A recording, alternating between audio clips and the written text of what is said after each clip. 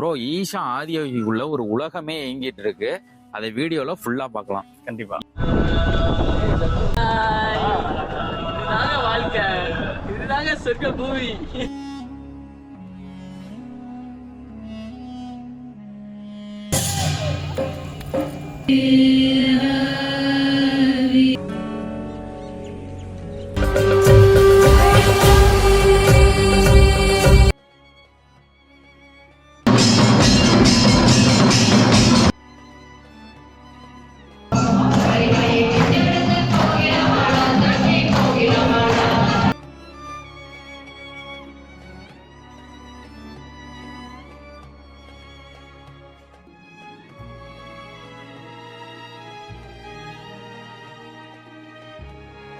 ஈஷாவுல இந்த உள்ள என்னென்ன ப்ரோ இருக்கு? ஸோ உள்ள வரான்னு பாத்தீங்கன்னா முக்கியமா வந்து பீஸ் இருக்கு.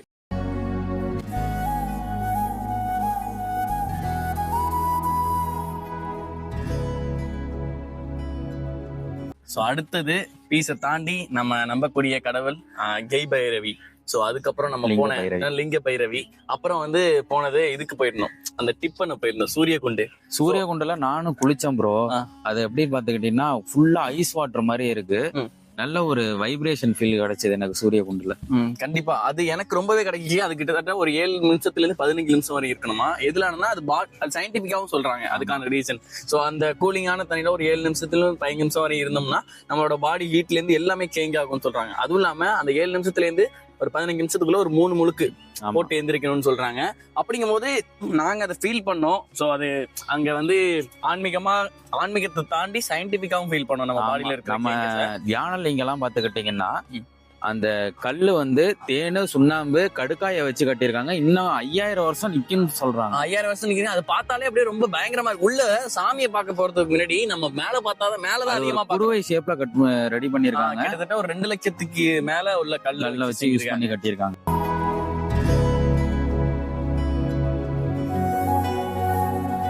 எழுநூறு மாடு வந்து அழகா பராமரிக்கிறாங்க. நாட்டு மாடு, எல்லா வகையான மாடும் பராமரிச்சிட்டு இருக்காங்க. அதை நீ பார்த்திருப்பீங்க. அதோட எக்ஸ்பீரியன்ஸ் சொல்லுங்க. முக்கியமா வந்து நாட்டு மாடு, இந்த மதுரைக்கார மாடு பார்த்திருந்தோம். அதுக்கப்புறம் அந்த இது காங்கேயன் பார்த்திருந்தோம்.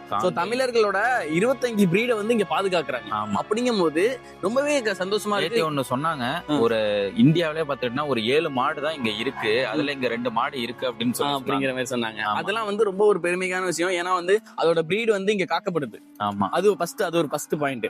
2வது பாயிண்ட் வந்து பாத்தீங்கன்னா இங்க ஃபார்மிங் பண்றாங்க, இயற்கை விவசாயம் பண்றாங்க. ஆமா, நம்ம இங்க ஆன்மீகம் இதெல்லாமே தாண்டி ஈசானாலே நீங்க ஆன்மீகம்னு எடுத்துக்க கூடாது. ஆன்மீகத்தை தாண்டி நிறைய சயின்டிபிக்கான ஒரு விஷயங்கள் இருக்கு. நம்ம தமிழர்களோட பாரம்பரிய ஒரு விஷயத்தை வந்து பாதுகாக்கக்கூடிய இடமா இருக்கு.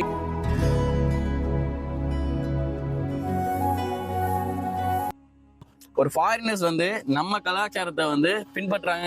எவ்வளவு ஒரு பெரிய ஃபாரினர்ஸ் வந்து கைலாய வாத்தி அடிச்சாங்க பாத்தீங்களா? பார்த்தேன், லேடி ஃபாரினர். ஆமா. சோ அப்படிங்கும் போது இந்தியாவோட கல்ச்சரை ஃபாரினர் பின்பற்றாங்க. அப்படிங்கும் போது நமக்கு அது ஒரு பெருமைக்குரியான விஷயம் தான் அது. ஸோ இப்போ நம்ம எல்லாருமே பெருமைக்குரியான விஷயம் தான். ஸோ ஈசா வந்து ஆன்மீகத்துக்கான ஒரு பூமி மட்டும் இல்லை, ஆன்மீகத்தை தாண்டி சயின்டிஃபிக் அண்ட் ஃபார்மிங், அப்புறம் பார்த்தீங்கன்னா நம்ம இந்தியாவுக்கு ஒரு பெருமைக்குரிய ஒரு விஷயம். ஸோ இந்தியாவில் ஈசா இருக்குங்கிறது வேர்ல்டு ஃபுல்லாக தெரியும். அதே மாதிரி காலபைரவர் வந்து எங்கேயுமே வந்து இந்த மாதிரி நம்ம பார்க்க முடியாது. ஒரு லிங்கத்துல வந்து ஒரு வித்தியாசமான ஷேப்ல இருக்கு. காலபைரவர் வந்து இந்த மாதிரி நான் எங்கேயுமே பார்த்தது இல்லை. நான் ஒரு 300 கோயில் போயிருப்பேன், ஆனா இந்த மாதிரி காலபைரவர் நான் எங்கேயுமே பார்த்தது கிடையாது. பக்கத்திலே சுடுகாடு இருக்கு பாத்தீங்களா? கண்டிப்பா, அந்த காலபைரவர் பக்கத்துலயே. ஆமா. அது இல்லாம அந்த சுடுகாடு வந்து எப்படின்னா லீகலா வந்து எல்லாமே பர்மிஷன் வாங்கி அதுக்கான ஒர்க், அது இல்லாம ஃப்ரீயா பண்றாங்க. சோ யாரு வேணாலும் நீங்க வந்து அங்க சுடுகாட்டுல போயிட்டு அவங்கள வந்து சாம்பல் ஆக்கி அவங்களோட சாம்பலை வந்து ஒரு பானை மாரி இருக்கு, அதை கொடுத்துறாங்க. சோ ஈசால இவ்வளவு பெரிய விஷயங்கள் இவ்வளவு நடந்துட்டு இருக்குங்கும் போது ரொம்பவே ஆச்சரியப்படுற விஷயம். அவ்வளவு ஒரு ஸ்ட்ரெஸ்ல இருந்தோம் நம்மளாம். கண்டிப்பா 3 நாள் அவ்வளவு ஃப்ரீயா இருந்துச்சு. இப்ப நான்லாம் பாத்தீங்கன்னா நைட்டு படுக்கும் போது இந்த கவர்சியில் எடுக்கணும், இந்த சூட் எடுக்கணும், இன்னைக்கு இந்த ஒரு கோயில் கவர் பண்ணணும். சோ அந்த மாதிரி நிறைய விஷயங்கள் வந்து யோசிக்கிட்டே படுப்போம். இங்க தூங்கும் போது நிம்மதியா இருக்கு. சோ என்னடா அது, நிம்மதியா தூங்குறமேங்கிற ஒரு சந்தோஷம் இருக்கு, நல்ல பீஸ் இருக்கு. சோ கண்டிப்பா ஈசாவுக்கு நீங்க வருஷத்துல 1 டைமாவது வரணும். ஆமா. சோ நம்மளும் வரணும் ப்ரோ. இறந்தவங்களுக்கு கண்டிப்பா வரும்.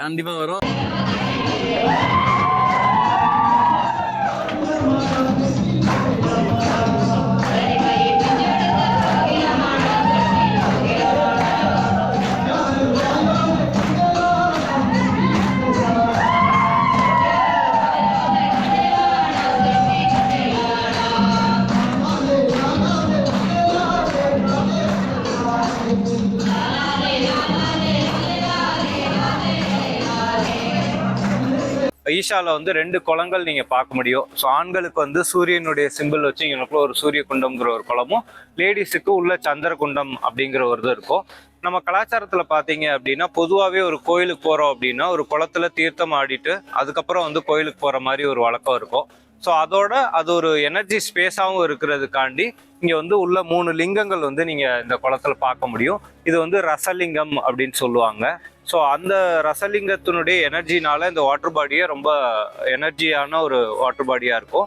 நம்ம உடம்புலையும் பார்த்தோம்னா ஒரு 70% மேல வந்து நீர் தான் இருக்கும். ஸோ அதுக்கு இருக்கக்கூடிய மெமரியும் இந்த ஒரு பாசிட்டிவான ஒரு பிளேஸ்ல போயிட்டு வரும்போது நம்மளுக்கு வந்து நம்ம உடம்புல இருக்கக்கூடிய ஈடா பிங்களா அப்படிங்கிற ஒரு நாடி வந்து பேலன்ஸ் ஆகும். இது மூலியமா உடல்நிலையிலையும் மனநிலையிலையும் உங்களுக்கு ஏதோ ஒரு இம்பேலன்ஸ் இருக்கு, ஏதோ ஒரு ஹெல்த் இஷ்யூஸ் இருக்குன்னா அது சால்வ் ஆகிறதுக்கு சப்போர்ட்டிவாகவும் இருக்கும். இதை தாண்டி முக்கியமா தியானலிங்கத்துக்குள்ள போயிட்டு தியானம் பண்றதுக்கும் அங்க இருக்கக்கூடிய எனர்ஜியை உள்வாங்கிக்கிறதுக்கும் இந்த மாதிரி ஈர உடம்போட குளிச்சுட்டு போறது ரொம்ப உறுதுணையா இருக்குங்கிறனால இங்க தீர்த்தம் ஆடிட்டு அதுக்கப்புறம் வந்து போவாங்க. நீங்க ராமேஸ்வரம் மாதிரியான கோயில்கள் எல்லாம் பார்த்திருப்பீங்க, குளத்துல குளிச்சுட்டு அதுக்கப்புறம் வந்து அவங்க போற மாதிரி இது பார்த்திருப்பாங்க. ஸோ இது வந்து பாரம்பரிய முறையில நம்ம ஒரு கோயில்கள் வந்து எப்படி ஒரு பெரிய பெரிய பாறாங்கல் வச்சு கருங்கல்ல வந்து கட்டுவாங்களோ அந்த மாதிரி ஒரு ஸ்ட்ரக்சர்ல பண்ணியிருக்காங்க. நீங்க இங்க பார்க்கக்கூடிய எல்லா கன்ஸ்ட்ரக்ஷனுமே ஈசாவுடைய ஓன் கன்ஸ்ட்ரக்ஷன் டீம் பண்ணியிருக்காங்க. இந்த ஆர்கிடெக்சர் எல்லாமே இந்த வாலண்டியர்ஸ் வந்து டிசைன் பண்ணி இந்த மாதிரி இருக்கணும் அப்படிங்கிறதும் பார்த்து வந்து இதை வந்து பண்ணியிருக்காங்க. இது பார்த்தோம்னா கிட்டத்தட்ட ஒரு 1000 வருஷத்துக்கு மேல நிலச்சி நீடிக்கிற மாதிரி ஒரு இன்டர்லாக்கிங் சிஸ்டம்ல இந்த பில்டிங்ஸ் எல்லாம் நீங்க பார்ப்பீங்க. ஸோ இதெல்லாம் ஒவ்வொன்றுமே ஒரு டன் கணக்குல வெயிட் இருக்கக்கூடிய பாறங்கள்ல வந்து அடுத்தடுத்து வச்சு இதை வந்து பண்ணியிருக்காங்க. ஓகே, இதுல பார்க்கக்கூடிய ஒவ்வொரு பாறைகளுமே கிட்டத்தட்ட 50ல இருந்து 70 டன் எடை இருக்கக்கூடியது. இது வந்து வெளி மாநிலத்துல இருந்து நம்ம வந்து அதுலயும் கரூர் இந்த மாதிரி பகுதிகளில் இருந்தும் இங்க கொண்டு வந்து இதை கட்டியிருக்காங்க. ஸோ இன்னொன்று இங்கே பார்க்கக்கூடியது வந்து நாகா சன்னதி வந்து இங்கனுக்குள்ள பார்க்குறீங்க. ஸோ இந்த நாகா சன்னதி வந்து எப்படின்னா இந்த பிளேஸுக்கான ஒரு எனர்ஜி இன்க்ரீஸ் பண்ணுறதுக்கான ஒரு ஸ்பேஸாகவும் இருக்கும். பொதுவாக யோக கலாச்சாரத்தில் நாகம் அப்படிங்கிறது வந்து குண்டலினி எனர்ஜியினுடைய ஒரு குறியீடா வந்து சொல்லுவாங்க. ஸோ அந்த எனர்ஜி ஃபார்ம்ல சிவன் உச்சத்துல இருக்கிறதுனால அவருடைய கழுத்துல அந்த நாகம் வந்து இருக்கிற மாதிரியும் அதை ஒரு குறியீடா வச்சிருப்பாங்க.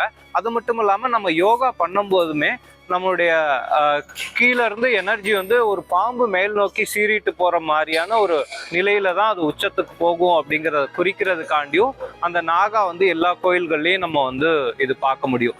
எங்கெல்லாம் நாகத்தினுடைய குறியீடும் அதனுடைய வழிபாடும் எந்தெந்த இடங்கள்ல எல்லாம் இருக்கோ அங்கெல்லாம் இந்த எனர்ஜி லெவல் வந்து ஜாஸ்தி இருக்கும் அப்படின்னு சொல்லலாம். அங்க போயிட்டு சும்மா நீங்க உட்கார்ந்தாலே உங்களுக்கு நிறைய தடைகள் ஏதோ இருக்கு அப்படின்னா அதுல இருந்து ரிலீவ் ஆகுறதுக்கும் யாருக்கோ நாகதோஷம் இந்த மாதிரியான இது இருந்தாலுமே ஸோ இந்த மாதிரி ஒரு பவர்ஃபுல் ஸ்பேஸ்ல கொஞ்ச நேரம் டைம் ஸ்பெண்ட் பண்றதுனால அந்த எனர்ஜி கூட கனெக்ட் ஆகும்போது அந்த தடைகள் நீங்கிறதுக்கான பாசிபிலிட்டிஸும் இருக்கு.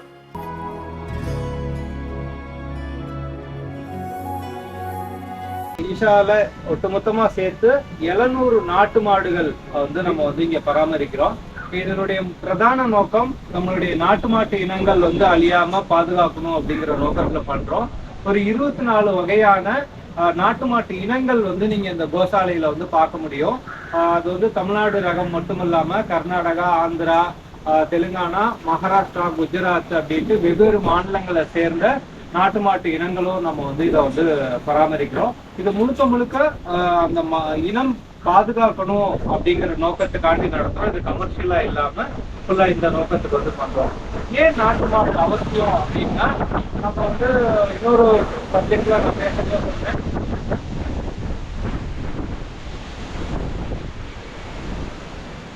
சாப்பாடு வர்றதுனால தூரத்துல சாப்பாடு பாட்டாரு ஒன்றும் பண்ண மாட்டாரு. சாப்பாடு வந்து அவருக்கு வந்து இருக்கு, அதனால அங்க நோட் பண்ணி ஆமா அந்த மாதிரி நல்லா சாஃப்டா இருக்கக்கூடிய ஒரு நாட்டு மாடு. எல்லிக்கட்டெல்லாம் போகுமா அது? இல்ல, இது வந்து காங்கிரீஜ் ரகம். இது மகாராஷ்டிரா, குஜராத் அந்த மாதிரி ரீஜன்ல இருக்கக்கூடியது. இந்தியால உயர்ந்த ஹைட்டான ரக மாடுகள்ல இந்த ரக மாடு ஒண்ணு. அதே மாதிரி குட்டை ரக மாட்டு இனத்துல நம்ம வந்து அங்களுக்குள்ள சில மாட்டு ரகங்கள் இருக்கும். புங்கனூர் குட்டைன்னு சொல்லுவோம். அந்த நாட்டு மாட்டு இனத்தையும் நம்ம வந்து அங்க பார்க்க முடியும். ஸோ இந்த நாட்டு மாட்டு இனத்தினுடைய சிறப்பு என்ன அப்படின்னா, அந்த A2 மில்க் எல்லாம் இப்ப நிறைய இந்த பிஸ்கெட் பார்த்தா கூட A2 மில்க்ல இருந்து ரெடி பண்றோம்னு சொல்றோம் பாத்தீங்களா. ஸோ நாட்டு மாட்டு பால் குடிக்கிறது வந்து ரொம்ப ஆரோக்கியமானது அப்படிங்கிறது நிறைய ஸ்டடீஸ்ல நீங்க பார்த்துருப்பீங்க. ஸோ அதனுடைய திமிழும் அதனுடைய தாடையும் வச்சுதான் நம்ம நாட்டு மாட்டு இனத்துக்கும் ஜெர்சிக்குமான வித்தியாசமே நீங்க பார்க்க முடியும். இது வந்து சில கிராமங்கள்ல எல்லாம் கேட்டீங்க அப்படின்னா இது வந்து ராகு கேது நாடியோ சம்திங் அந்த மாதிரி கூட சொல்லுவாங்க. சூரியனுடைய எனர்ஜியை வந்து அப்சர்வ் பண்ணிட்டு அதுக்கு தேவையான சத்தையும் வந்து பால்ல கொடுக்கக்கூடிய திறன் இருக்குன்னு சொல்லுவாங்க. அதே மாதிரி நாட்டு மாட்டு இனங்கள் ரொம்ப சென்சிட்டிவாகவும் இருக்கும். நீங்க நம்ம வந்து கிராமங்கள்ல வந்து ஏன் கோமாதான்னு சொல்றோம்னா, நம்ம அம்மாவுக்கு அப்புறம் நம்ம வந்து ரொம்ப கனெக்டடா இருக்கக்கூடிய பசுமாட்டு கூட இருப்போம். அது எந்த அளவுக்கு சென்சிட்டிவ்னு சொல்றாங்களா, உங்க வீட்டுல வந்து ஒருத்தவங்க இறந்தாங்கன்னா அது அழுகிறதுங்கிற மாதிரி எல்லாம் நம்ம பார்த்திருக்க மாதிரி, உங்க வீட்டுல இருக்கவங்களுக்கு ஏதோ ஒரு நோய்வாய்ப்பட்டுருந்துச்சுன்னா கூட அதை புரிஞ்சுக்கிட்டு அதுக்கேத்த மாதிரியான மூலிகைகளோ புள்ளையோ சாப்பிட்டு பால் சுரக்கக்கூடிய திறன் இருக்கக்கூடிய அளவுக்கு புத்திசாலித்தனம் நாட்டு மாடுகளுக்கு இருக்கு அப்படிங்கிற மாதிரி சொல்லுவோம். மெயினா இந்த மண்வளம் காப்பாற்றணும், இயற்கை விவசாயம் பண்ணணும் அப்படின்னா நாட்டு மாட்டு சாணமும் கோமியமும் தான் வந்து ரொம்ப முக்கியங்கிறனாலையும் இந்த நாட்டு மாடு இருக்கக்கூடிய கோசாலையை வந்து நம்ம வந்து பராமரிக்கிறோம்.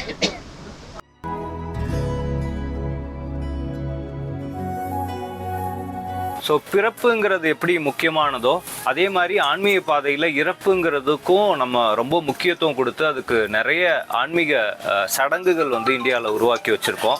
குறிப்பாக நம்ம இந்த கலாச்சாரத்தில் நிறைய இது உருவாக்கியிருக்கோம். இதனுடைய முக்கியமான நோக்கம் என்னென்னா, அவர் உயிரோடு இருக்கும்போது அவருக்கு ஏதோ ஒரு ஆன்மீக அம்சம் கிடைக்கலனாலும் அட்லீஸ்ட் இறப்பினுடைய கடைசி தருணத்தினையிலையாவது அவருக்கு அந்த அம்சம் போய் சேரணுங்கிறதுனால தான் இந்த சடங்குகள் உருவாக்கியிருக்கோம். இந்த சடங்கு அந்த உயிர் துறந்தவருக்கும் அந்த குடும்பத்தில் இருக்கவங்களுக்கும் பெனிஃபிட் ஆகிற மாதிரி இந்த ப்ராசஸ் வந்து பண்ணுவாங்க. இங்கே பண்ணக்கூடிய ப்ராசஸ் வந்து 2 ப்ராசஸ் பண்ணுவாங்க. ஒன்று வந்து காலபைரவ கர்மா அப்படின்னு பண்ணக்கூடிய ஒரு ப்ராசஸ்ஸு.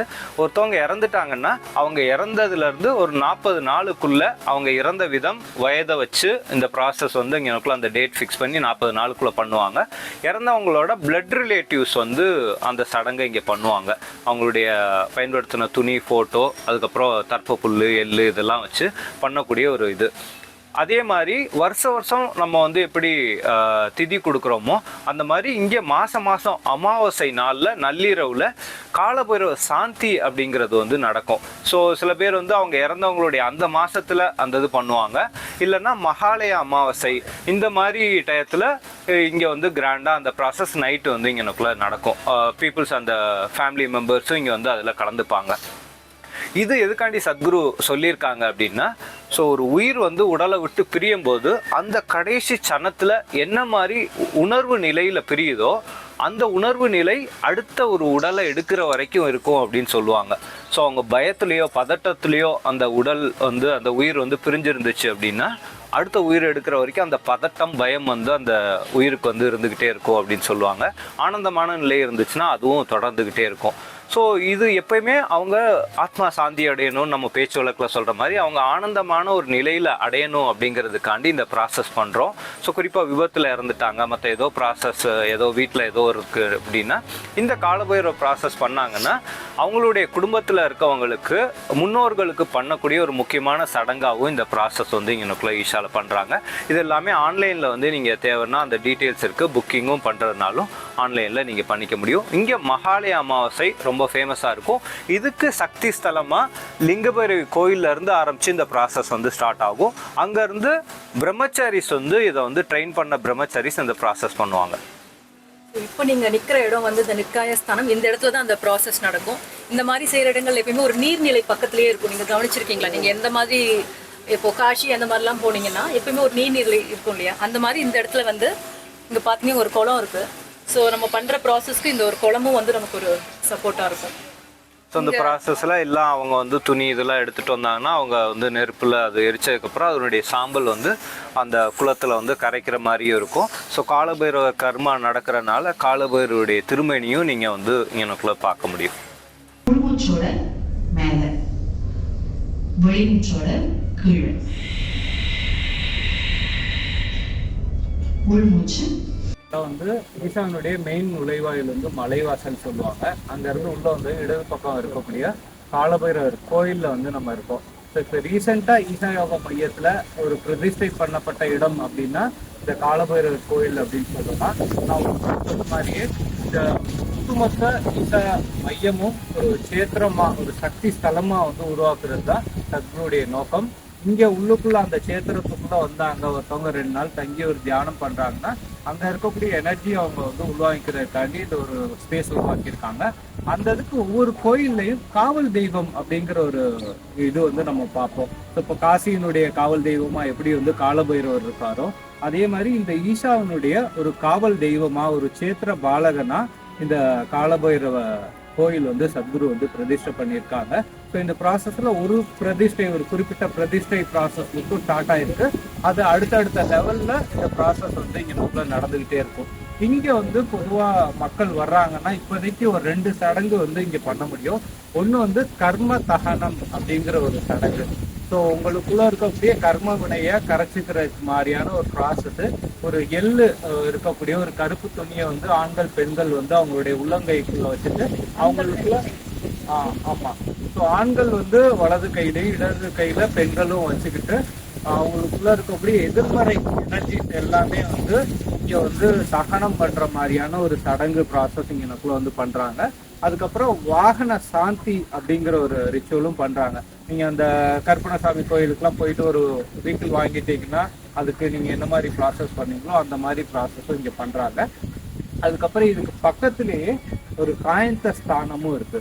ஸோ காயந்த ஸ்தானம்னா புரியுற மாதிரினா சுடுகாடு அப்படின்னு நம்ம சொல்லுவோம். ஒரு மின் மயானம் இருக்கு.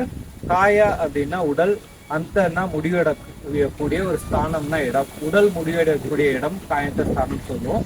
ஈசா வந்து தமிழ்நாட்டுல வந்து நிறைய சுடுகாடுகளை எடுத்து வந்து பராமரிச்சுட்டு இருக்காங்க. இது பொதுவாக ஒரு 15 வருஷத்துக்கு மேல இந்த சேவை இது பண்ணிட்டு இருக்காங்க. கோயம்புத்தூர்ல நிறைய சுடுகாடுகள், சென்னையில பெசன் நகர் மாதிரியான இடங்கள்லயே எடுத்து பண்றாங்க. இப்ப அது நல்லா பண்றாங்கன்னு தெரிஞ்சு அரசாங்கத்திலயும் அந்தந்த ஊர் மக்களும் நம்மகிட்ட கேட்டுக்கிட்டனால தமிழ்நாட்டுல நிறைய சுடுகாடுகள் எடுத்து பராமரிக்கிற வேலையை பண்ணியிருக்கோம். மதுரையில ஒரு 4 சுடுகாடுகள் நம்ம எடுத்து இப்ப பராமரிக்கிறது ஸ்டார்ட் பண்ணியிருக்கோம். தஞ்சாவூர்ல வந்து பண்றோம். மாநிலங்கள் கடந்து இப்ப பீகார் இதுல வந்து அவங்க கேட்டுக்கிட்டனால பீகார்லயும் காயத்தஸ்தானத்தை எடுத்து பண்ணக்கூடிய ஒரு ப்ராசஸையும் பண்ணியிருக்கோம். ஸோ இது சத்குரு நான் அந்த இடத்துல காலபைரவ நிர்கயா ஸ்தானத்துல சொன்ன மாதிரி இறந்தவங்களுக்கும் ஒரு ஆன்மீகம் கொண்டு போகணும் அப்படிங்கிற நோக்கத்துல இந்த பராமரிப்பு வேலையை எடுத்து பண்றோம். மெயினா அங்க ஒர்க் பண்ணக்கூடிய பீப்புளுக்கும் ஒரு டிக்னிட்டியை கொண்டு வர்றதுக்கான ப்ராசஸா நம்ம பண்றோம். இங்க பொதுவா இறந்தவங்களுக்கு டிக்னிட்டி, அதுக்கப்புறம் அங்க ஒர்க் பண்றவங்களுக்கும் ஒரு மக்கள் மரியாதை கொடுக்குற மாதிரியான ஒரு சூழல் அங்க உருவாக்கி இருக்கோம். அவங்களுக்கு ப்ராப்பரான யூனிஃபார்ம், அதுக்கப்புறம் ஹெல்த் ரிலேட்டட் இதெல்லாம் கொடுத்துட்டு அந்த ஆம்பியன்ஸையே ஒரு சுடுகாடுன்னு பாத்தீங்கன்னா ஒரு குப்பை இருக்கக்கூடிய ஒரு இடமாவும், பாட்டில்ஸ் எல்லாம் கிடைக்கக்கூடிய ஒரு இடமாவும் இருக்காத ஒரு கோயில் மாதிரியும் ஒரு பூங்கா மாதிரியும் நீங்க வந்து ஈசாவை பராமரிக்கக்கூடிய காயந்தஸ்தானம் போய் பாத்தீங்க அப்படின்னா அது எல்லாமே நீங்க பார்க்க முடியும். அது மட்டும் இல்லாம ஈசா பராமரிக்கக்கூடிய இந்த காயந்தஸ்தானம்ல வறுமை கோட்டுக்கு கீழே இருக்கக்கூடிய மக்களுக்கு எல்லாமே வந்து இலவசமா வந்து இங்கனக்குள்ள வந்து அவங்க மின்மயானத்தை வந்து பயன்படுத்திக்கிறதுக்கான ஒரு வாய்ப்பு கொடுத்துருக்கோம். இந்த மின்மயானம் வந்து இங்க பக்கத்து கிராமங்கள்ல இருக்கக்கூடிய பழங்குடி மக்கள், அதுக்கப்புறம் கிராம மக்களுக்கு வந்து ரொம்ப தொலைவுக்கு போய் அவங்க வந்து அந்த இறுதி சடங்குலாம் பண்ற மாதிரி சூழல் இருந்தனால அந்த மக்கள் வேண்டுதல் பேர்ல இந்த காயந்தஸ்தானம் இங்க உருவாக்கியிருக்கோம். இறந்தவங்களுக்கு வந்து நேற்று அந்த சடங்கு சம்பிரதாயம் பண்ணாங்க. லிங்க பைரவிக்கு பௌர்ணமி அமாவாசையில பூஜை பண்ணாங்க. அதே மாதிரி நிறைய இன்னும் பண்ணிட்டு இருக்காங்க. நமக்கு தெரியாதது இன்னும் நிறைய இருக்கு. ஸ்கூல் நடத்துறாங்க. கிரவுண்ட்ல வந்து காலைல 6 மணிக்கு சின்ன சின்ன குழந்தைகள் வந்து விளையாண்டுட்டு இருக்காங்க. யோகா பண்றாங்க. நம்மளால கூட அதை பண்ண முடியல. கண்டிப்பா காலை தூக்கி கழுத்துல வச்சு பண்றாங்க. ஒரு பையனை பாத்தீங்களா பெல்ட் அடிச்சுக்கிட்டே போறாங்க. ஐசோ ஸ்பீட் மாரி இருந்தாங்க. அந்த ஃபுட்டேக்கு வேணா விட்டு தரேன், நான் ஆட் பண்ணுங்க. தயவு செய்து சொல்றேன், இருந்துங்க அப்படியே பெல்ட் பேக் பெல்ட் அடிக்கிறாப்புல அப்படியே ஐசோ தம்பி மாதிரியே இருக்கான். அவ்வளவு எனர்ஜியா இருக்கான். ஆமா. சோ அதுக்கெல்லாம் என்ன காரணம் நீங்க நினைக்கிறீங்க சொல்லுங்களேன். இன்னொன்னு மனசு இங்க வந்து எல்லாருமே ஒருநிலைப்படுத்தி நல்ல ஒரு பக்குவத்துல கொண்டு வராங்க. நம்ம இந்த 3 நாள் வந்து இந்த வீட்டு நினப்பு இல்ல, இங்க ஒரு தனி உலகத்துல வாழ்ற மாதிரி இருக்கு. யார பார்த்தாலும் கோவப்பட மாட்டாங்க. நல்ல ஒரு அமைதியா பேசுறாங்க. எத்தனை டைம் கேட்டாலும் அதுக்கு பதில் சொல்றாங்க. ரொம்ப பொறுமையா நிதானமா பேசுறாங்க. நம்மள்ட்ட அந்த பக்குவம் வர மாட்டேது. ஆனா இங்க வந்து சொல்றேன், இவ்வளவு பேர் வந்துரும், கண்டிப்பா வந்துரும். முக்கியமா இங்க வந்து நம்ம வாலண்டியர் சொல்ல போனா அவங்கள பெரிய கைத்தறி கொடுக்குங்க. இதுக்கு வந்து இப்ப நாங்க வந்து ஒரு 50 பேர் இன்ஃபுளுசர் வந்திருந்தோம். கண்டிப்பா இன்ஃபுளுசர் 50 பேர் தமிழ்நாட்டு ஃபுல்லா நல்ல கோயில் விளாகர்ல இருந்து நல்ல பெரிய பெரிய ஆளுங்கள்லாம் கண்டிப்பா கூப்பிட்டுருந்தாங்க. நல்ல ரெஸ்பான்ஸ் கொடுத்தாங்க. ஆனா அதுக்கு பின்னாடி எவ்வளவு ஒர்க் பண்ணிருப்பாங்கிறது எங்களுக்கு இன்னைக்கு டே 3 ஒண்ணு பார்த்து பண்ணாங்க ப்ரோ. சோ இன்னொன்னும் ஒரு விஷயம் வந்து கரெக்டா டைமிங் அழைச்சிட்டு வரதா இருக்கட்டும், அப்புறம் ரூம்ல இருந்து கிளப்பி கொண்டு வரதா இருக்கட்டும், ஸோ எல்லாமே பார்த்து பண்ணியிருந்தாங்க. ஸோ ஈசா ஃபவுண்டேஷன், ஸோ அவங்களுக்கு வந்து மீடியா டீம் அவங்களுக்கு ஒரு பெரிய தேங்க்ஸ் சொல்றோம். முக்கியமா நான் வந்து என்னோட போட்டோகிராஃபர்ஸ் மிதுன் குட்டி அண்ட் ஆப்பிள் ப்ரோவுக்கு நான் அவங்க என்ன சுரண்டு எடுக்கிறாங்க போட்டோ. சத்தனாலே சும்மா இல்ல, நான் கூட கண்டென்ட் எடுக்க வந்து சும்மா வரத்துக்கு ஆப்பிள் போட்டோகிராஃபில ஓடுறேன், இங்க பாக்குறாரு அங்க ஓடுறாரு. என்னோட வீடியோகிராஃபர் தினேஷுக்கு தேங்க்ஸ். தினேஷ் தேங்க்ஸ். அவங்க வந்து உண்மையை சொல்லணும் ப்ரோ, எல்லா இடத்தையும் எக்ஸ்ப்ளோர் பண்ணும்போது ஆமா ஃபுல்லும் க்ரோ வச்சு பிடிச்சிட்டே இருந்தாரு. ஸோ அவங்களும் ஒரு பெரிய விஷயம் தான், அவங்க கூட ஒரு பெரிய சப்போர்ட்டா இருந்தாரு உங்களுக்கு. ஆமா எல்லாருமே ஒத்துமையா இருக்காங்க, ரொம்ப ஹாப்பியா இருக்காங்க. எல்லாரும் வந்து வாழ்க்கையில ஒரு டைமாவது வந்து தங்கிட்டு போங்க, கண்டிப்பா தங்கிட்டு போங்க. ஏன்னா இங்க வந்து நீங்க ஆன்மீகத்தை மட்டும் எதிர்பார்த்து தங்க வரவங்க எனக்கு ஆன்மீகம் பிடிக்காது நிறைய பேர் இருப்பாங்க. ஆமா. சோ அவங்க எல்லாம் வந்து பீஸ்க்காக வந்தாங்கலாம். நீங்க பீஸ்க்காக வந்தாங்கன்னா நீங்களும் ஆன்மீகத்துல இறங்கி இங்க வந்து நல்ல ஒரு கனெக்ட் பண்ணிடலாம், பாண்டிங் கிரியேட் பண்ணலாம். யாருன்னே தெரியாதவங்களோட கனெக்ட் பண்றதுங்கிறதெல்லாம் ரொம்ப பெரிய விஷயம். சோ கண்டிப்பா ஈசாக்கு வாங்க. Thank you so much. வீடியோ ஃபுல்லா பாருங்க. கண்டிப்பா வீடியோ ஃபுல்லா Vlog Star நவீனை ஃபாலோ பண்ணுங்க. Vlog மச்சியை ஃபாலோ பண்ணுங்க. முக்கியமா சப்ஸ்கிரைப் பண்ணுங்க. யூடியூப்ல நிறைய வீடியோ போடுவாரு.